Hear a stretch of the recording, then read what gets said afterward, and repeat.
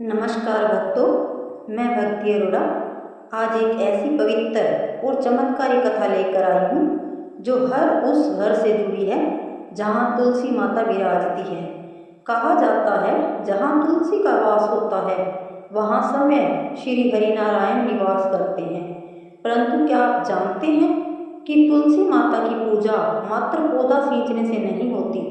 उनके प्रति श्रद्धा, नियम और कुछ रहस्यमय बातें हैं जो हर घर में तुलसी रखने वाले को गांठ बांध कर याद रखनी चाहिए। आज की इस कथा में हम जानेंगे तुलसी माता के 5 ऐसे रहस्य जिन्हें जानकर न केवल आपका घर सुख शांति से भर जाएगा बल्कि आपके जीवन में धन, सौभाग्य और मोक्ष तीनों का संगम हो जाएगा। तो भक्तों, ध्यान से सुनिए, यह कोई साधारण कथा नहीं है। यह एक आस्था का संदेश है जो हर उस घर के लिए है जहाँ तुलसी माता सुगंध फैला रही है।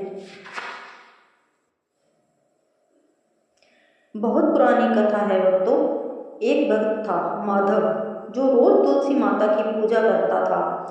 पर एक दिन उसने मन में सोचा, आज पूजा नहीं करूँगा, बस मन ही मन प्रणाम कर लूँगा।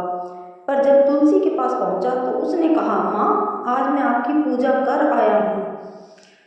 माँ तुलसी मुस्कुरा उठी और बोली, बेटा, झूठ से भक्ति नहीं मिलती। मैं उस घर में रहती हूँ जहाँ सच्चाई का दीप जलता है। उस दिन माधव ने समझा कि तुलसी माता सिर्फ जल या दीप नहीं, सच्चे मन की पूजा चाहती हैं। इसलिए पहली गांठ बांध लीजिए, तुलसी के आगे कभी झूठ न बोले।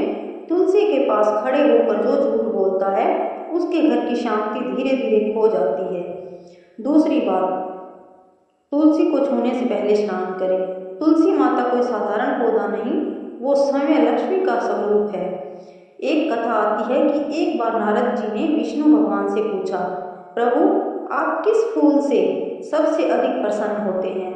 भगवान मुस्कुराए और बोले, नारद, मुझे किसी फूल की नहीं, तुलसी दल की सुगंध से सबसे अधिक आनंद मिलता है।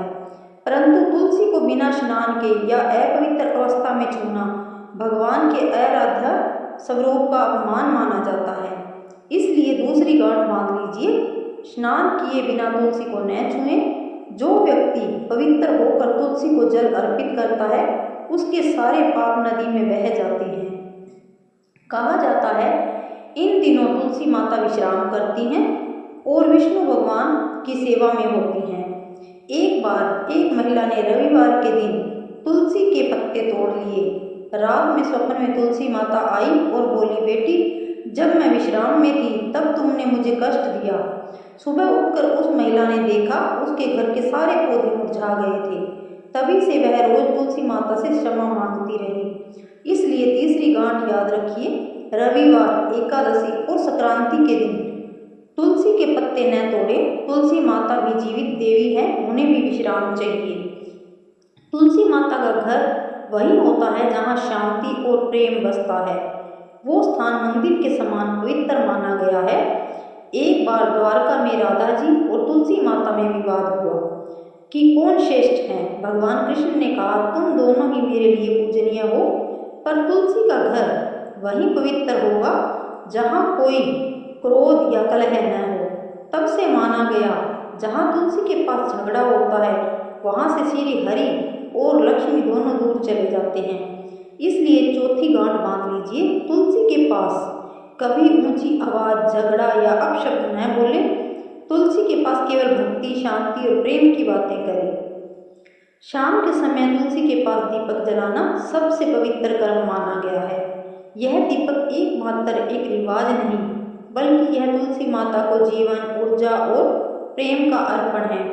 कहा जाता है जो व्यक्ति संध्या के समय तुलसी के पास दीप जलाता है उसके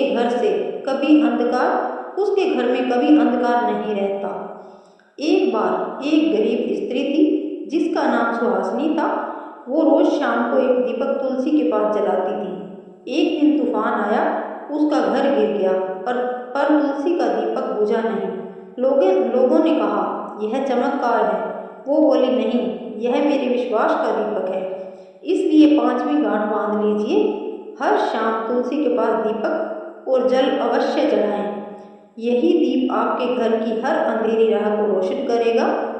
तो भक्तों, आज आपने जाना तुलसी माता केवल एक पौधा नहीं, वो हमारे घर की लक्ष्मी, हमारे परिवार की रक्षा करने वाली शक्ति हैं। उनसे जुड़ी ये 5 बातें गांठ बांधे।